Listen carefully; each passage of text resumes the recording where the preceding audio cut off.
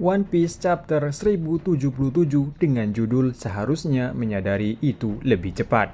Di sampul mengatakan setelah memikirkannya mereka menyadari hambatan sebenarnya adalah Vegapunk. Sampul berlangsung di masa sekarang. Dari cerita sampul ini, Jutge dan Caesar berhenti bertengkar. Chapter sebelumnya Luffy dan Kaku akhirnya dibebaskan oleh Luffy. Mereka berempat Luffy, Zoro, Lucy, dan Kaku bekerja sama untuk menyerang Seraphim Mihawk dan Seraphim Bear. Dan di chapter itu, kita tahu keberadaan Vegapunk, di mana dia telah berada di sebuah penjara bersama agen CP0. Vegapunk mengatakan bahwa ada seseorang yang berkhianat dan membocorkan penelitiannya terhadap Poneglyph. Sementara di luar pulau, sekitar 100 kapal angkatan laut menuju Pulau Egghead, dan di Pulau Elbaf, Kid telah tiba di pulau tersebut. Sayangnya Kid tidak beruntung karena di pulau itu ada bajak laut rambut merah berlabuh. Akan tetapi Kid tidak gentar, dia milih untuk bertarung daripada menyerah. Karena Shanks telah memberikan pilihan pada Kid, mau bertarung atau menyerahkan Poneglyph dan meninggalkan pulau itu. Bab ini dimulai dengan Sentomaru menyuruh semua pekerja Egghead untuk segera melarikan diri dari pulau. Sentomaru memberitahu semua orang tentang kejadian Ohara. Dia berpikir Pulau Egghead akan menjadi seperti Pulau Ohara. Sentomaru berkata bahwa sesuatu yang lebih buruk mungkin akan terjadi di Pulau Egghead. Dia takut pemerintah dunia berpikir soal Buster Call atau melenyapkan Pulau Egghead. Kita pindah tempat ke grup Luffy. Saka memberitahu Luffy bahwa dia punya ide tentang mencari cara keberadaan Vegapunk asli saat ini. Sementara mereka berempat Luffy, Zoro, Lucy, dan Kaku masih bertarung melawan Seraphim. Selama beberapa halaman dari chapter ini, mereka menggunakan serangan seperti Gomu Gomu no Organ atau Sisi Son terhadap mereka. Namun mengejutkan, meskipun terkena serangan yang bertubi-tubi, Seraphim masih bangkit tanpa kerusakan. Seakan-akan dirinya seperti zombie atau tubuh Seraphim tersebut bisa beregenerasi dengan cepat. Dengan begini, Luffy tampak sangat kesal. Luffy berkata, bagaimana bisa kau bangun? Apakah kau Kaido atau apa?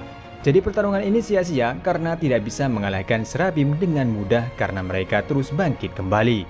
Pertarungan berhenti sejenak. Luffy dan Lucy kembali ke wujud manusia normal. Kemudian Zoro menyadari bahwa Seraphim terlihat sedikit mirip dengan King. Saka mendengarnya dan menjelaskan bahwa darah Lunarian yang diambil dari King digunakan untuk menambah kekuatan Seraphim. Jadi inilah kenapa di belakang mereka atau punggung Seraphim ada api yang membara seperti King di Wano. Kemudian Saka memutuskan keluar dari grup untuk mencari Vegapunk asli. Dia berpamitan kepada Luffy, dia menemukan cara untuk mencari keberadaan Vegapunk asli atau menemukan tempat yang dia pikir Vegapunk berada. Lalu Zoro memberitahu semua orang tentang kelemahan Lunarian. Zoro berkata, perhatikan api di punggung mereka. Saat apinya padam, kau bisa menyerang mereka. Tapi saat apinya menyala, mereka bisa dibilang tak terkalahkan. Zoro seperti orang bijak sekarang karena dirinya sudah memiliki pengalaman bertarung dengan ras Lunarian yaitu King saat di Wano. Lucy berkata, tidak apa-apa. Setidaknya kita tahu bagaimana cara melawan mereka sekarang. Zoro mengatakan lagi, karakteristik atau ciri-ciri khusus King adalah sayap hitam, rambut putih.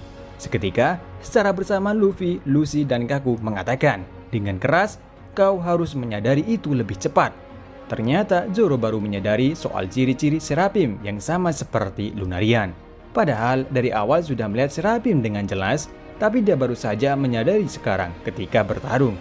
Pertarungan mereka melawan Seraphim berlanjut. Dan kini pindah tempat ke grup Nami, terlihat Edison dihancurkan oleh Ezark. Lalu Nami merintahkan Zeus untuk menyerang Ezark dengan petir yang kuat. Tetapi Seraphim masih bangkit lagi setelah serangan itu. Dia Seraphim masuk ke dalam tanah dan muncul di belakang Nami untuk melakukan serangan balik. Untungnya tiba-tiba Sanji muncul menendang Ezark dan dia juga yang akan melawannya. Kita pindah grup ke Usopp, terlihat Lilith menggunakan senjata bubble gun miliknya untuk menyerang Snake karena gelembungnya mengandung energi batu laut. Jadi gelembung ketika menyentuh tubuh Snake maka tenaganya akan melemah. Kemudian Franky mencoba untuk menangkapnya tapi terlambat. Tenaga Snake kembali pulih, dia bangkit dan menendang Franky. Dia kali ini menyerang Lilith dengan lasernya sehingga Usopp dan Lilith terpental. Sementara Franky dari belakang memegang gelembung tersebut dan menjepit Snake ke tanah. Franky meletakkan gelembung di atas Snake seperti bola padat. Dengan begini, Franky menangkap Snake. Franky dan lainnya merasa senang karena berhasil menangkap Snake. Tapi, terlihat Snake masang wajah sedih, dia mulai menangis. Dan dia mengatakan, dia merasa kesakitan. Jadi Franky dengan panik minta maaf dan membuat tangannya terpeleset. Dengan kesempatan ini, Snake melepaskan diri dan menendang Franky dan mengubahnya menjadi batu. Kemudian, Snake memberi Usopp dan Lily kedipan mata dengan memasang wajah yang lucu dan imut. Mereka terpesona dan ikut tersenyum pada kelucuannya.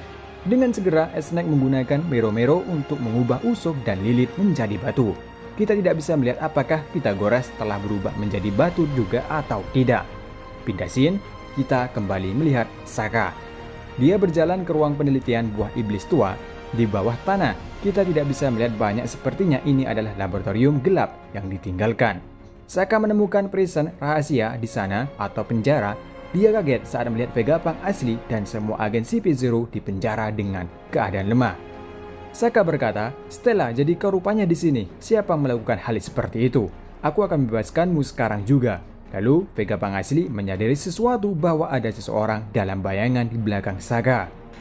Vegapunk asli berkata, "Sokka, apakah kau membawa orang lain bersamamu?" Sokka berbalik dan mendengar beberapa langkah kaki. Orang misterius itu berjalan menuruni tangga di belakang Sokka. Sebelum Sokka melihat orang itu dengan jelas, orang misterius itu menembaki kepala Sokka dengan pistol. Seketika kepala Sokka meledak dengan darah di mana-mana. Vegapunk terkejut, bab berakhir, tidak ada istirahat minggu depan.